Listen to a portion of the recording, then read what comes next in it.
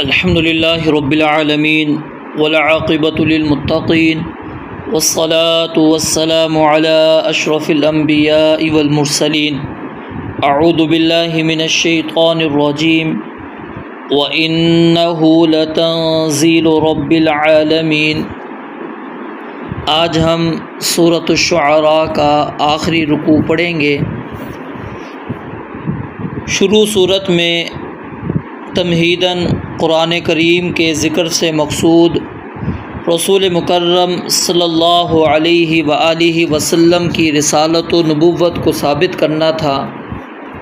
اس کے بعد جھٹلانے والوں کو دھمکی دی، اور اس سلسلے میں اللہ رب العالمین نے انبیاء کرام علیہم السلام کے 7 قصے بیان فرمائے تاکہ آپ علیہ السلام کو تسلی ہو اور آپ کے جھٹلانے والے عبرت حاصل کریں۔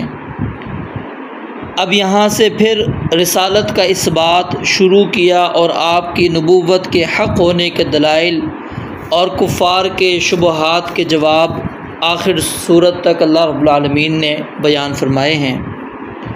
رب العالمین فرماتے ہیں وَإِنَّهُ، اور بے شک یہ لَتَنزِيلُ، یقیناً اتارا ہوا ہے، رب العالمین، رب العالمین کا۔ تنزیل یہ مصدر ہے جو اسم مفعول کے معنی میں ہے، یعنی نازل کیا ہوا۔ کفار قرآن کریم کے وحی الہی ہونے کا انکار کرتے تھے، اس لیے وہ نبی مکرم علیہ السلام کی رسالت کے بھی منکر تھے۔ تو اللہ رب العالمین نے اس آیت مبارکہ میں قرآن کریم کے متعلق یہ بات بیان فرما دی کہ یقیناً یہ اللہ رب العالمین کی طرف سے منزل ہے، اور یہ آپ علیہ السلام کے اللہ کے سچے رسول ہونے کی دلیل ہے، کیونکہ اگر یہ ایسا نہ ہوتا تو یہ رسول جو نہ پڑھ سکتا ہے نہ لکھ سکتا ہے، تو وہ کس طرح گزشتہ اقوام، گزشتہ انبیاء کے واقعات بیان کر سکتا؟ اور پھر قرآن کریم کا آپ مطالعہ کریں تو بلاغت کے اندر آپ قرآن کریم کو اتنا آگے پائیں گے کہ عربی زبان کے ماہرین اس کا مقابلہ نہیں کر سکتے، اور اللہ رب العالمین نے قیامت تک کے لیے چیلنج دیا ہوا ہے، اور آج تک کوئی بھی اس چیلنج کو پورا نہیں کر سکا۔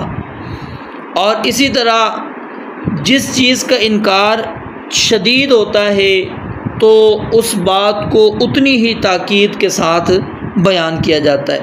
تو یہاں پر اسی لیے رب العالمین نے تاکید کے ساتھ بیان فرمایا کہ وَإِنَّهُ لَتَنزِيلُ رَبِّ الْعَالَمِينَ، یعنی اِنَّا یہ بھی حرف تاکید ہے اور لام بھی حرف تاکید ہے، تاکہ جس طرح کفار مکہ نبی مکرم علیہ السلام کی اس دعوت کے اندر اس قرآن کریم کے منزل من اللہ ہونے میں شک کرتے ہیں، جتنا شدید انکار کرتے ہیں، تو اتنا ہی رب العالمین نے تاکید کے ساتھ یہ بات بیان فرما دی کہ یہ یقیناً بلا شبہ آپ کے رب کی طرف سے ہی نازل کیا ہوا ہے، کسی اور کی طرف سے نہیں آیا۔ نہ یہ رسول مکرم علیہ السلام نے خود اس کو تصنیف کیا ہے، نہ ہی کسی انسان اور نہ ہی کسی جن نے اس کو گھڑ کر آپ علیہ السلام کو بیان کر دیا ہے۔ پھر آگے مزید اللہ رب العالمین نے فرمایا نزل، لے کر اترا ہے، بھی اسے، الروح، فرشتہ، الامین، امانت دار۔ روح کیوں کہا جاتا ہے؟ کیونکہ فرشتے عالم اجسام کے بجائے عالم ارواح میں ہوتے ہیں، اس وجہ سے ان کو روح کہا جاتا ہے۔ اور یہاں پر روح الامین سے مراد جبریل امین علیہ السلام ہیں، کیونکہ اللہ تعالیٰ نے انہیں انبیاء تک اپنا پیغام پہنچانے کے لیے امین قرار دیا ہے، اور ان کی یہ صفت اور اسی طرح دوسری صفات سورہ تکویر کے اندر بھی موجود ہیں۔ نزل، لے کر اترا ہے، بھی اسے، الروح الامین، فرشتہ امانت دار، علی قلبک، آپ کے دل پر، لتکون، تاکہ آپ ہوں، من المنذرین، ڈرانے والوں میں سے۔ اور سورہ بقرہ کے اندر اللہ رب العالمین نے بھی یہی بات بیان فرمائی کہ قل من کان عدوا لجبریل فإنہ نزلہ علی قلبک بإذن اللہ، کہ اگر کوئی جبریل امین علیہ السلام سے دشمنی رکھتا ہے تو آپ اس کو کہہ دو بے شک جبریل نے ہی یہ کتاب آپ کے دل پر اللہ رب العالمین کے حکم سے اتاری ہے۔ اب یہاں پر غور کریں کہ اللہ رب العالمین نے کیا بات بیان فرمائی ہے کہ جبریل امین علیہ السلام سے رسول اللہ صلی اللہ علیہ وسلم نے کانوں کے ذریعے سے نہیں سنا، بلکہ یہ اللہ رب العالمین نے آپ کے دل پر نازل اس کو کیا ہے۔ اگرچہ کانوں نے بھی دل ہی کو بات کیا ہے پہنچانی ہوتی ہے، لیکن بلا واسطہ دل پر نازل کرنے کا مقصد کیا ہے کہ اس کو سمجھنے میں اور یاد رکھنے میں کوئی کمی نہ رہے، جیسا کہ رب العالمین فرماتے ہیں نا سنقرئک فلا تنسیٰ الا ما شاء اللہ، کہ ہم ضرور آپ کو پڑھائیں گے اور آپ کبھی بھی نہیں بھولیں گے، ہاں جو اللہ رب العالمین چاہے گا وہ بھول جائیں گے۔ پھر آگے اللہ رب العالمین نے فرمایا لتکون من المنذرین، کہ تاکہ تو ڈرانے والا بن جا، یہ نہیں کہا بلکہ کیا کہا تو انبیاء اور رسل کی عظیم الشان جماعت میں شامل ہو جائے۔ کیوں؟ اس میں آپ کی عظمت کا اظہار مقصود تھا۔ اگرچہ نبی مکرم علیہ السلام بشیر بھی ہیں، لیکن یہاں پر اللہ رب العالمین نے نذیر کا ذکر کیوں کیا؟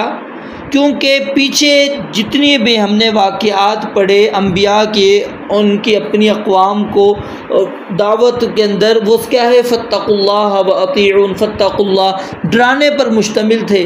اس وجہ سے نبی مکرم علیہ السلام کی یہاں پر اللہ رب العالمین نے صفت منذر بیان فرمائی، یہاں پر بشیر والی صفت اللہ رب العالمین نے بیان نہیں کی۔ اور اسی طرح جب تک کسی شخص یا قوم کو آپ اس کے غلط راستے پر چلنے کے خوفناک نتائج سے آگاہ نہیں کریں گے تو اس کا سیدھے راستے پر آنا انتہائی مشکل ہوتا ہے، تو اس لیے رب العالمین نے اس صفت کو بیان فرمایا۔ بلسان عربی، عربی زبان میں، مبین جو واضح ہے۔ تو یہاں سے یہ بات معلوم ہو گئی کہ نبی علیہ السلام پر صرف قرآن کریم کے مفہوم یا معانی نازل نہیں کیے گئے، بلکہ آپ علیہ السلام پر اللہ رب العالمین نے الفاظ کے ساتھ اس قرآن کریم کو اتارا ہے۔ یہ نہیں ہے کہ اللہ رب العالمین نے جبریل امین علیہ السلام کے ذریعے سے آپ کے دل پر اتار دیا اور آپ نے خود ان کو الفاظ کا جامہ پہنایا ہو، نہیں، بلکہ یہ اللہ رب العالمین کے ہی الفاظ ہیں۔ اب بعض لوگ کیا ہیں، وہ اللہ رب العالمین کے الفاظ کے ساتھ کلام کرنے کے منکر ہیں، حالانکہ قرآن کریم کی یہ آیت اور دیگر بہت سی آیات ان کا رد کرتی ہیں۔ اور پھر عربی زبان میں اللہ تعالیٰ کا معجز کلام، یہ اللہ رب العالمین کا کیا ہے امتیاز ہے کہ ساری مخلوق جمع ہو کر بھی صرف معانی ہی نہیں، اس کے الفاظ کے مثال لانے سے بھی عاجز ہے، اس جیسے الفاظ کوئی لا ہی نہیں سکا۔ پھر آگے فرمایا مبین، یہاں پر منکرین کا اس پر ایمان نہ لانا اس کے بیان میں کسی خامی کی وجہ سے نہیں تھا، بلکہ وہ ان کی خود اپنی نااہلی اور ہٹ ڈرمی کی وجہ سے تھا۔ حالانکہ اللہ رب العالمین فرماتے ہیں یہ تمام زبانوں سے فصیح زبان عربی کے اندر ہے، اور یہ عربی ایسی ہے جو مبین ہے، واضح ہے، ایسی ترکیب نہیں ہے کہ جو عرب میں استعمال نہیں ہوتی، بلکہ ایسے الفاظ کے ساتھ ان کو جوڑا گیا ہے جو عرب میں زیادہ استعمال ہوتے ہیں۔ معنی کی ادائیگی کے اندر بھی اس کے اندر کسی قسم کے کوئی اللہ رب العالمین نے کمی نہیں رکھی۔ تو بلسان عربی مبین، یہ قرآن کریم عربی زبان کے اندر اترا ہے جو بالکل واضح ہے۔ وَإِنَّهُ، اور بے شک یہ لفی زبر الاولین، یقیناً پہلے لوگوں کی کتابوں میں موجود ہے۔ زبر یہ کس کی جمع ہے؟ زبور کی، اور اس کا معنی ہوتا ہے کتاب، جیسا کہ رب العالمین نے دوسری جگہ پر فرمایا نا وَكُلُّ شَيْءٍ فَعَلُوهُ فِي الزُّبُرِ، جو کچھ انہوں نے کیا ہے وہ دفتروں کے اندر درج ہے۔ اس آیت کے دو مفہوم بن سکتے ہیں۔ ایک مفہوم یہ کہ اس قرآن کریم میں جو احکام اور تعلیمات ہیں وہ پہلے انبیاء اور رسل کی کتابوں میں بھی موجود ہے، یعنی سب کتابیں اللہ رب العالمین کی توحید پر، آخرت اور رسولوں پر ایمان، ان کی اطاعت کے حکم پر مشتمل ہے۔ سب کتابوں میں شرک، اللہ اور اس کے رسولوں کی نافرمانی سے منع کیا گیا ہے۔ تو یہ کوئی انوکھی اللہ رب العالمین فرماتے ہیں کتاب نہیں ہے، اس کی تعلیمات پہلی کتابوں کی تعلیمات سے الگ نہیں ہے بلکہ انہی تعلیمات پر مشتمل ہے۔ اور دوسرا مفہوم اس کا یہ کہ قرآن کریم کا تذکرہ پہلی کتابوں کے اندر بھی موجود ہے، اور یہی چیز قرآن کریم میں واضح الفاظ کے اندر موجود ہے کہ الذی یجدونہ مکتوبا عندہم فی التوراۃ والانجیل۔ اور اسی طرح عیسیٰ علیہ السلام نے اپنے ایک خطبے میں فرمایا تھا وَمُبَشِّرًا بِرَسُولٍ یأتی من بعد اسمہ احمد، کہ میرے بعد ایک رسول آئے گا، اس کی میں بشارت دیتا ہوں جس کا نام احمد ہوگا۔ تو یعنی تورات و انجیل میں قرآن کریم کے متعلق رسول مکرم صلی اللہ علیہ وسلم کے متعلق موجود تھا۔ کوئی یہ انوکھی بات نہیں یا کوئی انوکھی دعوت لے کر نہیں آئے، اس کا تذکرہ اللہ فرماتے ہیں یقیناً پہلے لوگوں کی کتابوں کے اندر موجود ہے۔ اولم یکن، اور کیا یہ نہ تھی لہم ان کے لیے آیتن ایک نشانی، ان یعلمہ کہ اسے جانتے ہیں یعنی اس قرآن کریم کو علماء بنی اسرائیل کے علماء، یعنی اللہ رب العالمین فرماتے ہیں کہ مشرکین مکہ کے یہ جاننے کے لیے قرآن واقعی اللہ رب العالمین کی طرف سے نازل شدہ ہے اور پہلی کتابوں میں مذکور ہے، اور یہ بات کہ محمد الرسول اللہ صلی اللہ علیہ وسلم آخری نبی ہیں، کیا یہ بات کافی نہیں ہے کہ بنی اسرائیل کے علماء اس سے واقف ہیں؟ جیسا کہ ان کی گواہی سے یہ بات معلوم ہے کہ جو ان میں سے ایمان لے کر آئے تھے، جیسا کہ عبداللہ ابن سلام رضی اللہ تعالیٰ عنہ، سلمان فارسی رضی اللہ تعالیٰ عنہ، اور اسی طرح آپس میں جب وہ بیٹھا کرتے تھے تو ان مجلسوں کے اندر خاص طور پر اس کا ذکر کیا کرتے تھے، اور اللہ رب العالمین نے قرآن میں یہ بات بھی بیان فرمائی کہ یستفتحون، فتح طلب کیا کرتے تھے، وہ اچھی طرح جانتے تھے، اور یعرفونہ کما یعرفون ابناءہم، جس طرح اپنے بچوں کو بیٹوں کو پہچانتے ہیں اس طرح وہ آپ کو جانتے تھے پہچانتے تھے۔ اور اسی طرح ہمارے سامنے نجاشی کا واقعہ ہے کہ جب سیدنا جعفر رضی اللہ تعالیٰ نے اس کے دربار میں سورہ مریم کی تلاوت کی تو وہ ان آیات کو سن کر ان کے حق ہونے کا اس نے برملا اظہار کیا، اقرار کیا کہ واقعی یہ اللہ رب العالمین کی طرف سے نازل ہے اور یہ رسول سچا رسول ہے۔ وَإِذَا سَمِعُوا مَا أُنزِلَ إِلَى الرَّسُولِ تَرَىٰ أَعْيُنَهُمْ تَفِيضُ مِنَ الدَّمْعِ، یہ اللہ رب العالمین نے آیات نازل فرما دی۔ تو اللہ رب العالمین فرماتے ہیں کیا یہ بات کافی نہیں تھی ان کے لیے نشانی کے طور پر کہ علماء جو بنی اسرائیل کے ہیں وہ اس کو جانتے ہیں۔ ولو، اور اگر نزلناہ، ہم اسے اتارتے، علی بعض الاعجمین، بعض اعجمیوں پر یعنی غیر عربوں میں سے کسی پر اس قرآن کریم کو اتار دیتے۔ اب اعجمین یہ اعجم کی جمع ہے، گنگے کو کہتے ہیں یا جو سرے سے عربی زبان نہیں جانتا، چاہے وہ پھر انسان ہے یا چاہے جانور ہے، اس کو عجمی کہا جاتا ہے، اعجم۔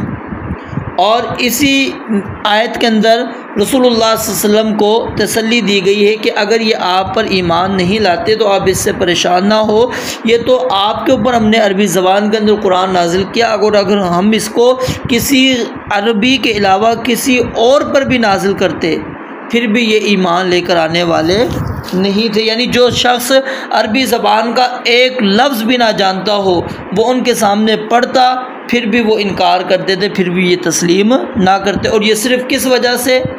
اس وجہ سے کہ وہ ہٹ درمی ہے اور وہ لوگ ضد کے اوپر، شدید عناد کے اوپر وہ قائم ہیں۔ آگے رب العالمین فرماتے ہیں فَقَرَأَهُ، پس وہ اسے پڑھتا، یعنی وہ عجمی اس کو پڑھتا، علیہم ان پر، ما کانوا تو وہ نہ ہوتے بھی اس پر، مؤمنین ایمان لانے والے۔ کذالک اسی طرح، سلکناہ ہم نے داخل کر دی یہ بات، سلک یسلک اس کا معنی ہوتا ہے پرونا، یعنی سوئی میں دھاگا داخل کرنا، کسی چیز کو دوسرے کے اندر گھسا دینا، یعنی اس انکار اور تکذیب کی طرف اس کی نسبت جاری ہے کہ کذالک اسی طرح، سلکناہ ہم نے داخل کر دی یہ بات، یعنی یہ انکار، یہ جھٹلانا، فی قلوب المجرمین، مجرموں کے دلوں کے اندر، وہ صرف کس وجہ سے کہ ایمان نہیں لائے تو ہم نے ان کے دلوں کے اندر ہی یہ چیز داخل کر دی ہے۔ اور یہ بات بھی نبی علیہ السلام کو تسلی دینے کے لیے رب العالمین نے فرمایا۔ اور بعض مفسرین نے سلکناہ کی ضمیر جو ہے قرآن کریم کو قرار دیا ہے۔ یعنی قرآن کریم کا حق ہونا تو ان کے دلوں میں اتار دیا گیا ہے، لیکن وہ صرف کیوں نہیں مانتے؟ اپنی ہٹ ڈرمی کی وجہ سے نہیں مانتے۔ لا یؤمنون، نہیں وہ ایمان لائیں گے، بھی اس پر، حتیٰ یہاں تک کہ یروا العذاب العلیم، وہ دردناک عذاب دیکھ لیں۔ یعنی دردناک عذاب دیکھنے سے پہلے وہ ایمان ہی نہیں لائیں گے۔ فیأتیہم، پس وہ آ پڑے ان پر، یعنی وہ عذاب، وہ ان کے ایمان نہ لانے کی وجہ سے وہ عذاب ان پر آ پڑے، بغتتاً، اچانک، وہم، اور جب کہ وہ لا یشعرون، سوچتے بھی نہ ہو، یعنی ان کے وہم و گمان میں بھی نہ ہو، اس وقت اللہ رب العالمین ان کو عذاب دے دے تو فیقولو، وہ کہیں گے، ہل نحن، کیا ہم منظرون، مہلت دیے جانے والے ہیں، یعنی ہمیں کوئی مہلت دی جائے گی یا نہیں؟ حالانکہ اللہ رب العالمین نے کیا ہے، مہلت دے رکھی ہے۔ پھر جب عذاب آتا تو کیا کہتے، ہمیں کوئی مہلت مل جاتی، ہم غور کر لیتے، ہم ایمان لے آتے۔ افبعذابنا، پس کیا وہ ہمارے عذاب ہی کو یستعجلون، جلدی مانگتے ہیں؟ یعنی کیا وہ ہمارا عذاب ہی جلدی مانگتے ہیں؟ ایک طرف کیا ہے، مہلت کا مطالبہ کرتے ہیں، اور جب مہلت مل جائے تو پھر عذاب کا مطالبہ کرتے ہیں، جیسے فَأَمْطِرْ عَلَيْنَا حِجَارَةً مِّنَ السَّمَاءِ، ہم پر آسمان سے پتھر برسا دے، فَأَسْقِطْ عَلَيْنَا كِسَفًا مِّنَ السَّمَاءِ، ہم پر آسمان سے کچھ ٹکڑے گرا دے، او تأتی باللہ والملائکۃ قبیلا، یا تو اللہ اور فرشتوں کو سامنے لے آ۔ کبھی کہتے متی ھذا الوعد ان کنتم صادقین، یہ وعدہ کب پورا ہوگا جو وعدے تو ہم سے کر رہا اگر تو سچا ہے؟ تو اللہ رب العالمین نے کہا افرأیت، کیا تو نے دیکھا، ان اگر متعناہم، ہم انہیں فائدہ دیں، سنین، کئی سال۔ اب یہ سنین جو ہے یہ جمع مذکر سالم نکرہ قلت کے لیے استعمال ہوا ہے، یعنی جتنی لمبی بھی زندگی ان کو مل جائے وہ چند ہی سال ہیں، کیونکہ گزر جانے والی چیز کیا ہوتی ہے، تھوڑی ہی ہوتی ہے۔ اور میمون بن مہران طواف میں حسن بصری رضی اللہ رحمہ اللہ سے ملے اور نصیحت کی درخواست کی، تو انہوں نے صرف اس آیت کی تلاوت کر دی، تو امام میمون نے کہا آپ نے نصیحت کی اور کمال کی نصیحت کر دی۔ وہ کیا ہے، افرأیت ان متعناہم سنین، کہ کیا خیال ہے آپ کا، کیا تو نے دیکھا اگر ہم انہیں فائدہ دیں کئی سال تک، یعنی عذاب جلدی لانے کا مطالبہ کر رہے ہیں لیکن اس کے باوجود ہم ان کو کئی سالوں تک ٹال دیتے ہیں، عذاب ان کے اوپر نہیں لا رہے، پھر بھی وہ ایمان نہیں لا رہے۔ ثم، پھر جاءہم، ان پر آ جائے، ما، وہ عذاب جس سے کانوا یوعدون، وہ ڈرائے جاتے تھے، یعنی جس سے وہ ڈرائے جاتے تھے، اگر وہ عذاب ان کے اوپر آ جائے تو کیا ہے، ما اغنا، تو کس کام آئے گا، عنہم، ان سے، ما، جو، کانو، وہ سب کچھ جو، یمتعون، وہ فائدہ دیے جاتے رہے ہیں، یعنی جو ان کو فائدہ ملتا رہا ہے، اب وہ فائدہ ان کے کس کام کا، کوئی فائدہ کام کا نہیں ہے۔ وما اہلکنا من قریۃ، اور ہم نے نہیں ہلاک کی کوئی بستی، الا، مگر اس کے لیے منذرون، ڈرانے والے تھے۔ یہاں پر یعنی اللہ رب العالمین نے یہ بات بیان فرمائی ہے کہ ہم کسی بھی بستی کو ان کی طرف رسول بھیجنے سے پہلے یا ان کو ڈرانے سے پہلے، ان کو نصیحت کرنے سے پہلے ہم ان کو تباہ نہیں کرتے، بلکہ ہم انہیں نصیحت کرواتے ہیں، یاد دہانی کرواتے ہیں، لیکن جب وہ ہماری طرف توجہ نہیں کرتے پھر ہم ان کے اوپر عذاب لے کر آتے ہیں۔ ذکرا، یاد دہانی کے لیے، وما کننا ظالمین، اور نہیں تھے ہم ظالم، یعنی اللہ رب العالمین فرماتے ہیں ہم نے ظلم نہیں کیا بلکہ انہوں نے خود اپنے آپ پر ظلم کیا کہ اس نصیحت کو نہیں تسلیم کیا۔ وما تنزلت، اور نہیں اترے بھی، اسے لے کر، الشیاطین، شیاطین۔ یہ اللہ رب العالمین نے پیچھے بات کیا کی تھی کہ قرآن اللہ رب العالمین کی طرف سے نازل کرتا ہے، جس کو جبریل امین علیہ السلام لے کر آپ کے دل پر اترے ہیں۔ اب اللہ رب العالمین ان لوگوں کی تردید فرما رہے ہیں جو یہ بات کہتے ہیں کہ رسول مکرم علیہ السلام کے پاس یہ وحی شیطان لاتے تھے، جیسا کہ جندب بن عبداللہ رضی اللہ تعالیٰ عنہ بیان کرتے ہیں کہ ایک دفعہ جبریل امین علیہ السلام کی آمد رک گئی تو قریش کی ایک عورت کہنے لگی اب طاع علیہ شیطانہ نعوذ باللہ کہ اس رسول مکرم علیہ السلام کے شیطان نے اس کے پاس آنے میں دیر کر دی۔ تو اس موقع پر اللہ رب العالمین نے پھر یہ آیات نازل فرما دی وَالضُّحَىٰ وَاللَّيْلِ إِذَا سَجَىٰ مَا وَدَّعَكَ رَبُّكَ وَمَا قَلَىٰ، نہ آپ کے رب نے آپ کو چھوڑا اور نہ ہی وہ آپ سے ناراض ہوا۔ تو اللہ رب العالمین نے فرمایا کہ یہ قرآن کریم شیاطین لے کر اس کو نہیں اترے، کیونکہ شیاطین کن چیزوں کے ساتھ ہوتے ہیں؟ جادو کے ساتھ، کہانت کے ساتھ ان کا تعلق ہے، شعر کے ساتھ ان کا تعلق ہے، اونٹ پٹانگ خواب کے ساتھ ان کا تعلق ہے۔ تو شیاطین کے لیے اللہ رب العالمین نے ناممکن ہونے کی 3 وجہ یہاں پر بیان فرمائی ہے کہ اس قرآن کریم کو شیاطین لے کر نہیں اترے۔ پہلی وجہ وَمَا يَنبَغِي لَهُمْ، اور نہ یہ لائق ہے ان کے، یہ لائق ہی نہیں، کیونکہ یہ قرآن کریم اتنا پاکیزہ کلام ہے کہ اس کو شیطان لے کر اتر ہی نہیں سکتے، کیونکہ قرآن کریم سراسر خیر و برکت اور نور ہے۔ شیاطین کیا ہیں؟ سراسر شر اور فساد اور اندھیرے ہیں، تو دونوں ایک دوسرے کی ضد ہیں۔ وما یستطیعون، اور نہ وہ یہ کر سکتے ہیں۔ ایک تو کیا ہے؟ پہلی وجہ اللہ رب العالمین نے فرمایا کہ ان کے لائق ہی نہیں ہے، کیونکہ یہ پاکیزہ کلام ہے، اور دوسرا کہ ان کے لائق بھی ہو تو وہ اس جیسا کلام لانے کی طاقت ہی نہیں رکھتے، چاہے جتنی بھی کوشش کر لیں۔ قُلْ لَئِنِ اجْتَمَعَتِ الْإِنسُ وَالْجِنُّ عَلَىٰ أَن يَأْتُوا بِمِثْلِ هَٰذَا الْقُرْآنِ لَا يَأْتُونَ بِمِثْلِهِ وَلَوْ كَانَ بَعْضُهُمْ لِبَعْضٍ ظَهِيرًا، چاہے وہ ایک دوسرے کے مددگار بھی بن جائیں پھر بھی نہیں وہ کر سکتے۔ إِنَّهُمْ، بے شک وہ، عن السمع، یہ تیسری وجہ بیان فرما رہے ہیں اللہ رب العالمین، عن السمع، سننے ہی سے، لمعزولون، یقیناً الگ کیے ہوئے ہیں۔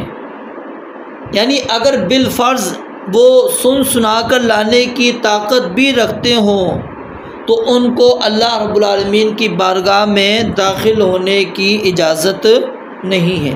زیادہ سے زیادہ کیا ہے؟ وہ فرشتوں سے سن کر آگے بات کو پہنچا دیں گے، اور جب قرآن کریم اتر رہا ہوتا ہے اس وقت اللہ رب العالمین نے یہ پابندی لگا دی ہے کہ کوئی شیطان اس کو سن نہیں سکتا، اور اگر سنتا ہے فَأَتْبَعَهُ شِهَابٌ ثَاقِبٌ، اس کے پیچھے شہاب ثاقب لگا دیا جاتا ہے۔ ہاں کوئی ایک آدھی بات وہ چوری کر کے سن لے اور اس کے اندر پھر 100 جھوٹ ملا کر آگے بیان کر دیں، تو اللہ رب العالمین فرماتے ہیں وہ کیا ہے؟ سننے سے ان کو الگ کیا گیا ہے، روک دیا گیا ہے، دور کر دیا گیا ہے۔ یہ 3 وجہ اللہ رب العالمین نے بیان فرما دی کہ شیطان کیوں نہیں اس قرآن کو لے کر اتر سکتا۔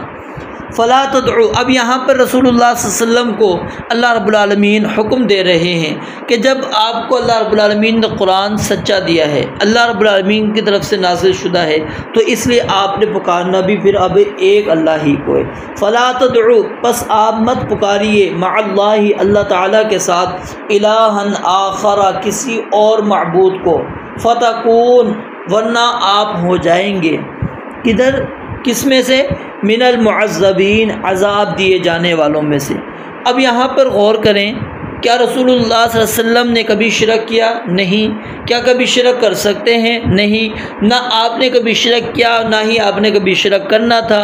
تو یہاں پر اگرچہ خطاب رسول اللہ صلی اللہ علیہ وسلم کو ہے، لیکن مقصود اصل کون ہے؟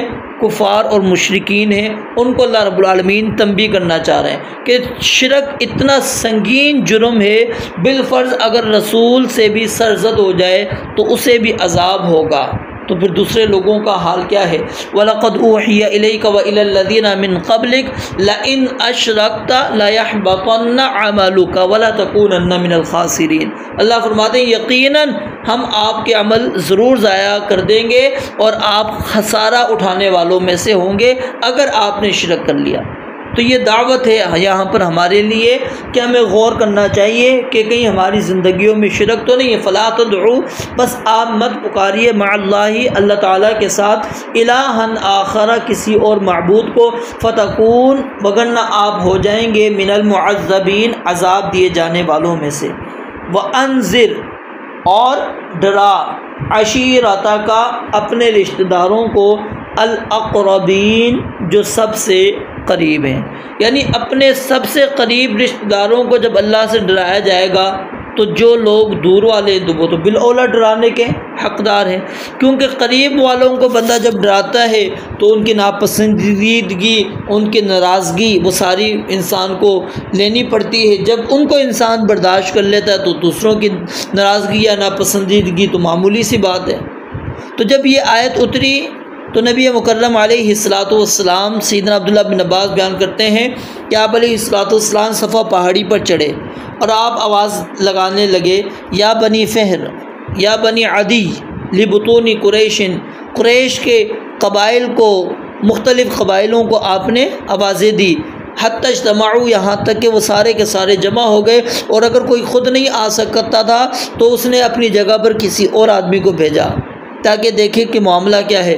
تو ابو لہب آ گئے، قریش والے آ گئے، تو اس وقت نبی علیہ الصلوۃ والسلام نے کہا تمہارا کیا خیال ہے اگر میں تمہیں خبر دوں کہ اس وادی کے پیچھے سے ایک بڑا لشکر آ رہا ہے اور وہ تم پر حملہ آور ہونے والا ہے، کیا تم میری بات کی تصدیق کرو گے؟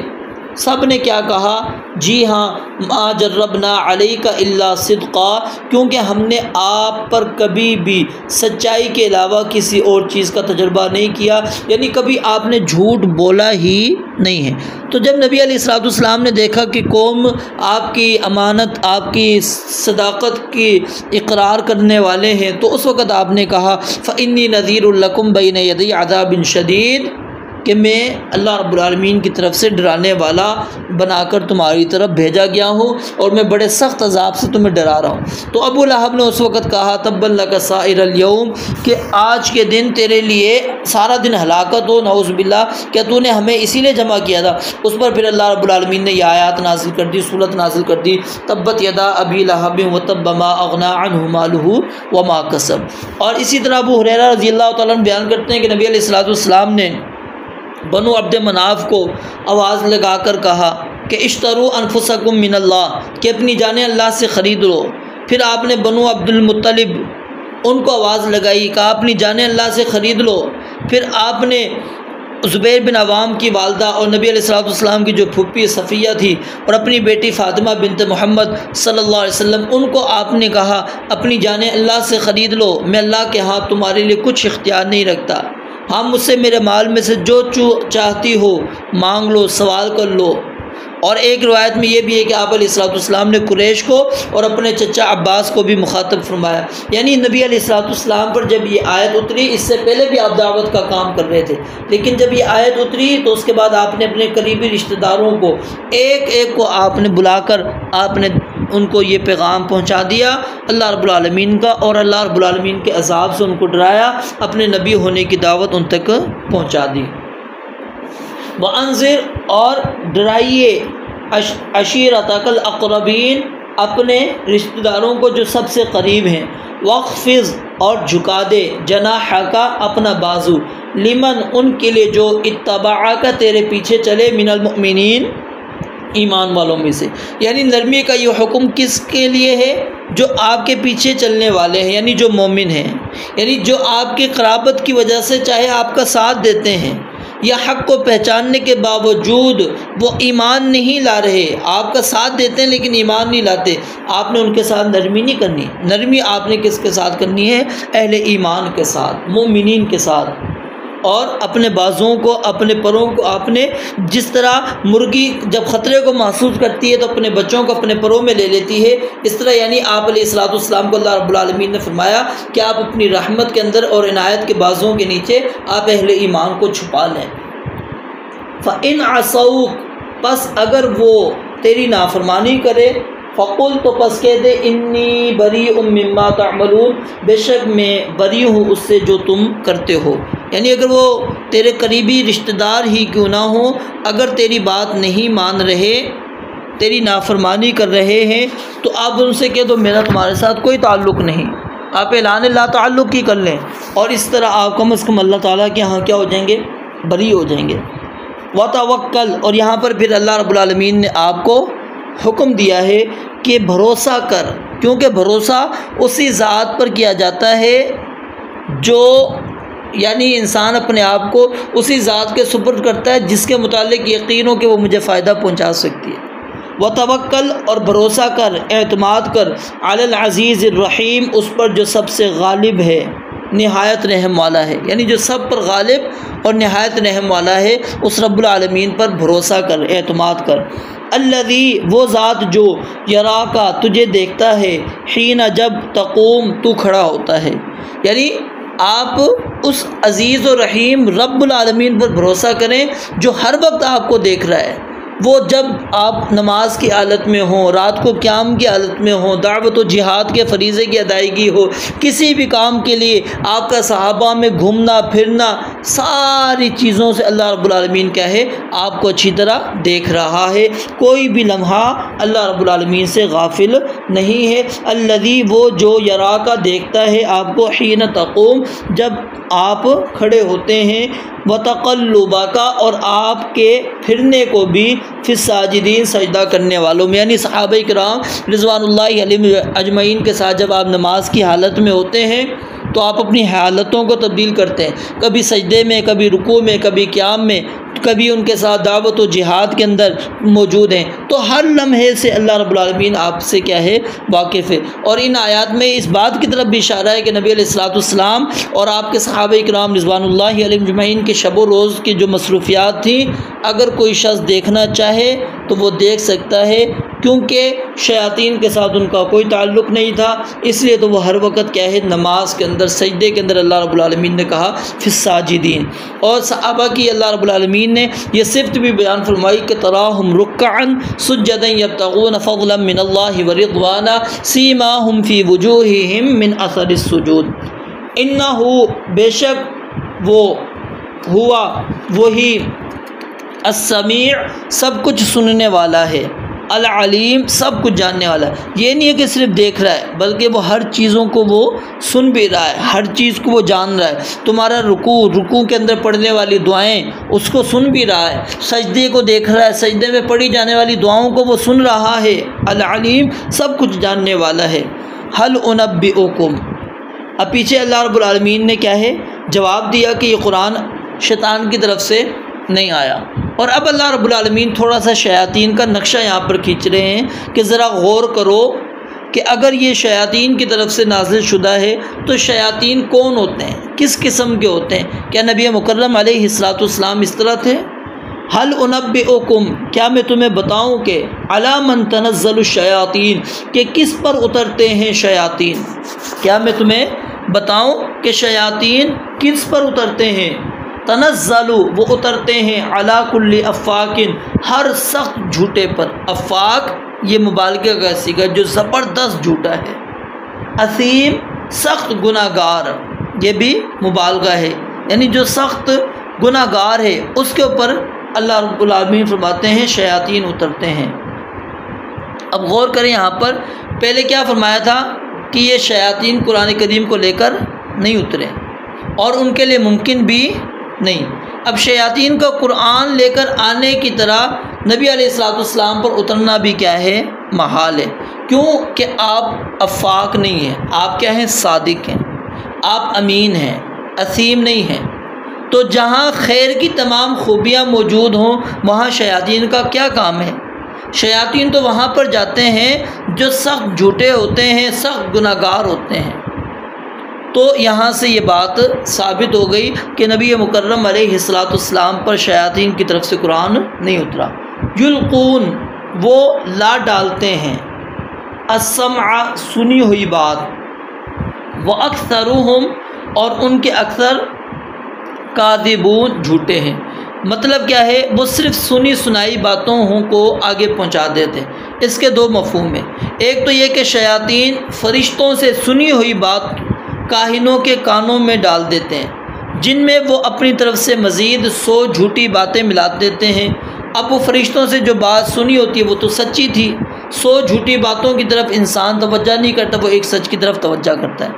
اور دوسرا یہ کہ افاق اثیم یہ کاہن شیاطین سے سنی ہوئی بات لوگوں کو بتاتے ہیں، جن میں وہ مزید جھوٹ ملا دیتے ہیں، اور ان کے اکثر جھوٹ بول رہے ہوتے ہیں سوائے ایک اس بات کے جو شیاطین نے چرا کر ان تک پہنچائی ہوتی ہے۔ اور اسی طرح اس کا ایک مفہوم یہ بھی ہو سکتا ہے کہ وہ شیاطین فرشتوں کی گفتگو سننے کے لیے کان لگاتے ہیں، یا وہ کاہن شیاطین کی باتیں سننے کے لیے کان لگاتے ہیں، تو یہ بھی مفہوم موجود ہے۔ اور اسی طرح صحیح بخاری کے اندر موجود ہے، سیدنا ابو ہریرہ رضی اللہ تعالیٰ عنہ بیان فرماتے ہیں کہ نبی علیہ الصلوۃ والسلام نے فرمایا کہ جب اللہ رب العالمین کسی کام کا فیصلہ آسمان پر کرتا ہے تو فرشتے عاجزی سے اپنے پر پھڑ پھڑاتے ہیں۔ اللہ تعالیٰ کا فرمان انہیں اسی طرح سنائی دیتا ہے جیسے صاف چکنے پتھر پر زنجیر کی آواز ہوتی ہے۔ پھر جب وہ گھبراہٹ ان کے دلوں سے دور ہو جاتی ہے تو وہ آپس میں دریافت کرتے ہیں کہ تمہارے رب نے کیا فرمایا ہے، تو وہ کہتے ہیں کہ اس نے حق فرمایا اور وہ نہایت بلندی والا ہے، بہت بڑائی والا ہے۔ تو کبھی کبھی چوری سننے والا اسے سن لیتا ہے، اور چوری سننے والے اس طرح ایک دوسرے کے اوپر ہوتے ہیں۔ سیدنا امام سفیان بیان فرماتے ہیں، انہوں نے مثال اس کی کیفیت بیان فرمائی، اپنے ہاتھوں کی انگلیوں کو الگ الگ کر کے ایک دوسرے کے اوپر رکھ کر دکھایا، تو وہ شیاطین جن بات سن لیتا ہے اور اپنے سے نیچے والوں کو پہنچا دیتا ہے، اور پھر وہ دوسرا اسے اپنے نیچے والے کو پہنچا دیتا ہے، یہاں تک کہ وہ بات جادوگر کاہن تک پہنچ جاتی ہے۔ اور بعض اوقات کیا ہوتا ہے کہ شعلہ اسے نیچے پہنچانے سے پہلے ہی پکڑ لیتا ہے، اور بعض اوقات شعلے سے پہنچنے سے پہلے ہی وہ بات وہ آگے تک پہنچا دیتے ہیں۔ اب پھر اس کے اندر کیا ہے، وہ سو جھوٹ ملاتے ہیں اور اس طرح پھر لوگوں کو بیان کرتے ہیں۔ اور عائشہ رضی اللہ تعالیٰ عنہ بیان کرتی ہیں کہ انہوں نے نبی علیہ الصلوۃ والسلام سے سنا، آپ فرما رہے تھے کہ فرشتے باطل میں اترتے ہیں اور اس کام کا ذکر کرتے ہیں جس کا آسمان میں فیصلہ کیا گیا ہوتا ہے، تو شیطان چوری سے اس کی طرف کان لگاتے ہیں اور اسے سن لیتے ہیں اور کاہنوں کے دلوں میں پہنچا دیتے ہیں، اور اس کے ساتھ اپنی طرف سے سو جھوٹ بھی ملا دیتے ہیں۔ اور اسی طرح صفیہ رضی اللہ تعالیٰ عنہ وہ بیان فرماتی ہیں کہ نبی علیہ الصلوۃ والسلام نے فرمایا کہ من اتی عرافا، اب دیکھیں کتنا بڑا سنگین جرم ہے، من اتی عرافا فسألہ عن شیء لم تقبل له صلاة 40 لیلۃ، کہ جو شخص کسی عراف کے پاس، یعنی جو چوریاں گمشدہ چیزیں بتانے والا ہے، اس کے پاس چلا گیا اور اس سے کسی چیز کے بارے میں سوال کیا، پوچھا، تو اس کی 40 راتوں کی نماز قبول نہیں ہوتی۔ یہاں پر یہ نہیں کہا کہ وہ تصدیق کرتا ہے۔ اگلی روایت کے اندر جو کہ مسند احمد کے اندر موجود ہے، من اتا کاہنا او عرافا فصدقہ، اب یہاں پر کیا ہے، سوال نہیں کر رہا، وہ تصدیق بھی کر رہا ہے۔ جو کاہن کے پاس آتا ہے، عراف کے پاس آتا ہے اور اس کی بات کو سچا مانتا ہے، بما یقول، جو کچھ وہ کہہ رہا ہے، فقد کفر بما انزل علی محمد صلی اللہ علیہ وسلم، تو اس شخص نے اس کے ساتھ کفر کیا جو محمد الرسول اللہ صلی اللہ علیہ وسلم پر نازل ہوا ہے، یعنی وہ کافر ہو گیا بندہ جو کسی عراف کے پاس، کاہن کے پاس چلا جاتا ہے۔ اور سیدہ عائشہ بیان کرتی ہیں کہ کچھ لوگوں نے نبی علیہ الصلوۃ والسلام سے کاہنوں کے متعلق پوچھا تو آپ نے فرمایا کہ لیسوا بشیء، وہ تو کچھ بھی نہیں ہیں۔ تو صحابہ نے کہا، لوگوں نے کہا اللہ کے نبی علیہ الصلوۃ والسلام بعض اوقات وہ ہمیں کوئی بات بتاتے ہیں جو سچی نکلتی ہے، آپ نے فرمایا وہ بات حق ہوتی ہے جسے کسی جن نے اچک لیا ہوتا ہے اور اپنے دوست کے کان میں مرغی کے کڑ کڑ کرنے کی طرح وہ ڈال دیتا ہے اور پھر اس کے ساتھ وہ سو جھوٹ بھی ملا دیتا ہے۔ تو اس انداز سے یعنی وہ شیاطین سنتے ہیں، اور اکثرهم کاذبون، اور اللہ کہتے ہیں ان کے جو اکثر ہیں کاذب ہیں، جھوٹے ہیں۔ والشعراء، اور شعراء، یتبعهم، ان کے پیچھے لگتے ہیں، الغاوون، گمراہ لوگ۔ شاعر دو قسم کے ہوتے ہیں، یعنی شعر دو قسم کے ہوتے ہیں، ایک اچھا شعر اور ایک برا شعر، یعنی ایک جس کی اسلام کے اندر مدح کی گئی ہے، تعریف کی گئی ہے، اور ایک شعر وہ ہے جس کی اسلام کے اندر مذمت کی گئی ہے۔ اب کون سا شعر ہے جس کی اسلام کے اندر رب العالمین نے مدح کی ہے، تعریف کی ہے؟ اس سے مراد وہ شعر جو اسلام کے لیے استعمال ہوں، یعنی مسلمانوں کے دفاع کے اندر، اسلام کے دفاع میں، قرآن کے دفاع میں، نبی مکرم صلی اللہ علیہ وسلم کے دفاع میں استعمال ہوں۔ جیسا کہ سیدہ عائشہ بیان فرماتی ہیں کہ نبی علیہ الصلوۃ والسلام نے فرمایا کہ احجو قریشا، قریش کی حجو بیان کرو، فإنہ اشد علیہا من رشق بالنبل، یہ تیروں کے چھیدنے سے بھی زیادہ سخت ہے۔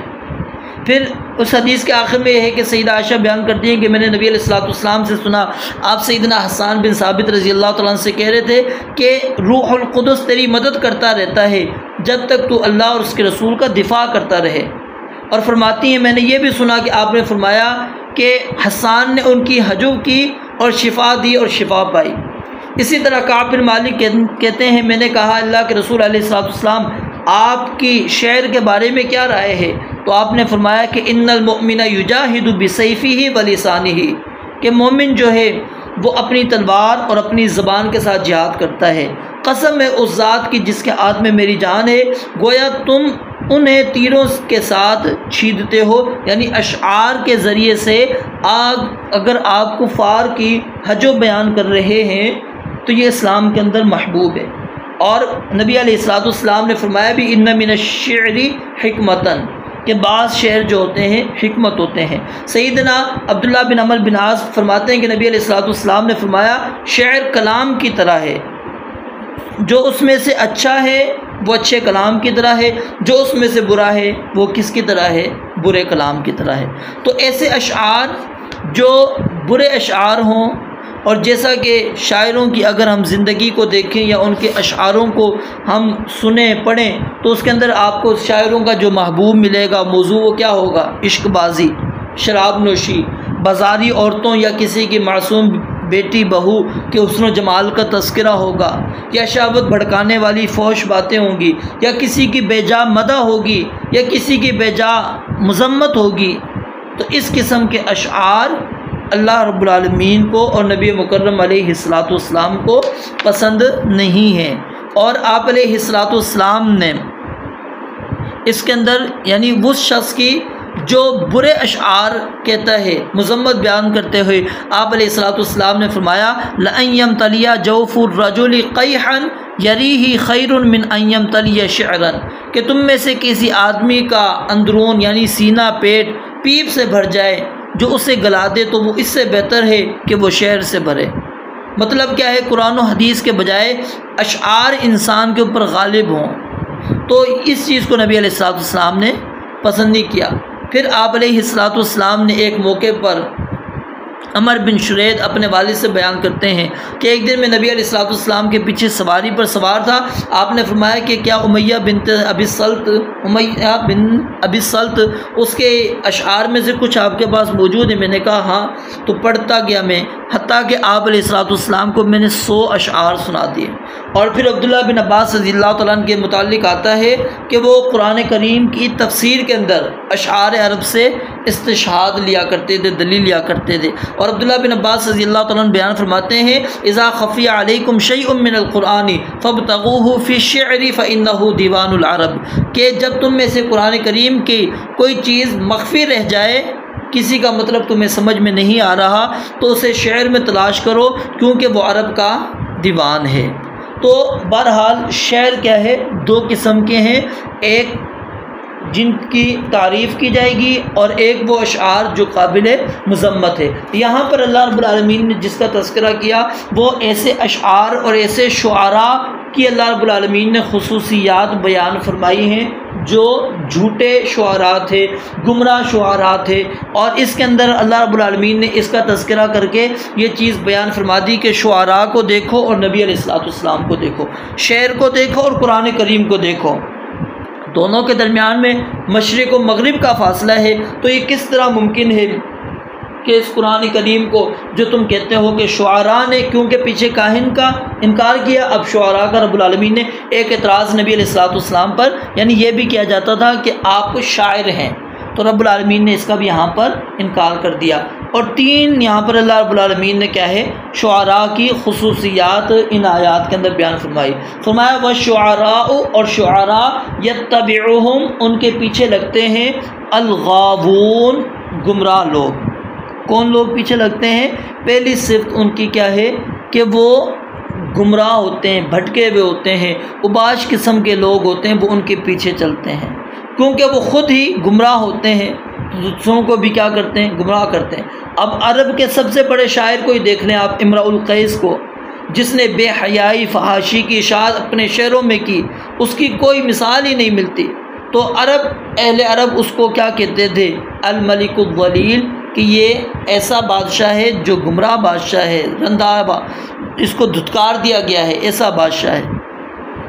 اور دوسری یہاں پر اللہ رب العالمین نے ان کی صفت بیان کی، خصوصیت بیان کی، الم ترا، کیا تو نے نہیں دیکھا، انہم، کہ بے شک وہ، فی کل واد، ہر وادی میں، یہیمون، سر مارتے پھرتے ہیں۔ یعنی وہ جب بھی آپ دیکھیں گے تو وہ کیا ہے، ہر جگہ پر، چاہے ان کا اس کے ساتھ تعلق ہو یا نہ ہو، وہ اشعار ہی بیان کریں گے۔ ایک انسان میں نیکی بیان کر رہے ہیں تو آگے بدی بیان کر رہے ہیں، تو یہ کیا ہے، ہر جگہ پر وہ منہ مارتے پھرتے ہیں، سر مار رہے ہیں۔ وَأَنَّهُمْ، اور تیسری اللہ رب العالمین نے خصوصیت بیان فرمائی کہ وَأَنَّهُمْ، اور بے شک یہ وہ، یقولون، کہتے ہیں، مَا لَا يَفْعَلُونَ، جو وہ نہیں کرتے، یعنی ان کے قول اور فعل کے اندر کیا ہے، تضاد ہے۔ اب نبی علیہ السلام کو دیکھیں، کیا نبی علیہ السلام کے پیروکار گمراہ تھے؟ نہیں۔ کیا نبی علیہ السلام ہر طرح کی بات بیان کرتے تھے؟ نہیں۔ کیا نبی علیہ السلام کے قول اور فعل کے اندر تضاد تھا؟ نہیں۔ تو اللہ رب العالمین فرماتے ہیں جب یہ نہیں ہے تو پھر کس طرح تم کہتے ہو کہ یہ قرآن کریم اللہ رب العالمین نے نازل نہیں کیا، یہ شعراء نے، کاہنوں نے آپ علیہ السلام تک پہنچایا؟ پھر آگے اللہ رب العالمین نے جب شعراء کی مذمت بیان کی، اب ان میں سے ان لوگوں کو اللہ رب العالمین نے مستثنیٰ کر دیا جن کے اندر 4 اوصاف پائے جائیں گے۔ فرمایا الا الذین، مگر وہ لوگ جو آمنو، ایمان لائے، پہلا وصف، وعملوا، اور انہوں نے عمل کیا، الصالحات، نیک، دوسرا وصف۔ تیسرا وصف، وذکروا اللہ، اور اللہ کو یاد کیا، کثیراً، بہت زیادہ۔ اور چوتھا وصف کیا ہے، وانتصروا، اور انہوں نے انتقام لیا، من بعد ما، اس کے بعد کہ ظلموا، ان پر ظلم کیا گیا۔ یہ 4 اللہ رب العالمین نے اوصاف بیان کر دیے جو ان سے مستثنیٰ ہیں۔ وَسَيَعْلَمُ الَّذِينَ، اور ان قریب جان لیں گے، الذین، وہ لوگ جنہوں نے، ظلموا، ظلم کیا، اَيَّ مُنْقَلَبٍ يَنْقَلِبُونَ، کہ لوٹنے کی کون سی جگہ ہے کہ وہ لوٹ کر جائیں گے۔ اب اصل انجام کس کا ہے؟ اہل ایمان کا، خیر بہتر انجام مومنین کا، متقین کا۔ تو اللہ رب العالمین یہاں پر آخر کے اندر دعوت دے رہے ہیں کہ ان قریب جان لیں گے وہ لوگ جنہوں نے ظلم کیا۔ کون؟ کافر، مشرکین، جو ایمان لے کر نہیں آ رہے، اپنی جانوں پر ظلم کر رہے ہیں، اور نبی علیہ السلام کو نیچا دکھلانے کے لیے، اسلام کو نیچا دکھانے کے لیے آپ کو کبھی ساحر کہتے ہیں، کبھی کاہن کہتے ہیں، کبھی شاعر کہتے ہیں، تو یہ اپنے انجام سے واقف ہو جائیں گے۔ ان کو دیکھنا چاہیے اَيَّ مُنْقَلَبٍ يَنْقَلِبُونَ، کہ وہ لوٹنے کی کون سی جگہ ہے کہ جہاں پر وہ لوٹ کے جائیں گے، یعنی قیامت والے دن سارے معاملات کا فیصلہ ہو جائے گا۔ رب العالمین سے دعا ہے اللہ تعالیٰ سمجھنے، عمل کرنے کی توفیق عطا فرمائے۔ وآخر دعوانا الحمد للہ رب العالمین۔